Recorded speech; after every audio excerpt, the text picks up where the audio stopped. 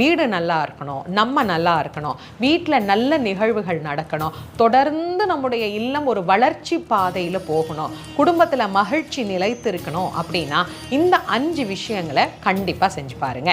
முதல்ல காலையில் 4:30 மணி அப்படின்னு சொல்லக்கூடிய பிரம்ம முகூர்த்தத்தில் விளக்கேற்றினா அந்த வீட்டில் நீங்கள் என்ன நினைக்கிறீங்களோ அத்தனையுமே நடக்கும். அடுத்து 2வது, கண்டிப்பாக காலையிலேயே வீட்டு வாசலில் கோலம் போடணும்.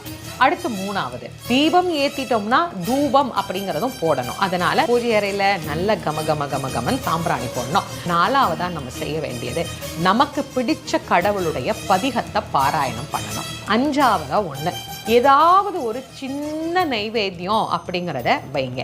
இந்த விஷயத்தை தொடர்ந்து ஒரு 48 நாளைக்கு செஞ்சு தான் பாருங்களேன்.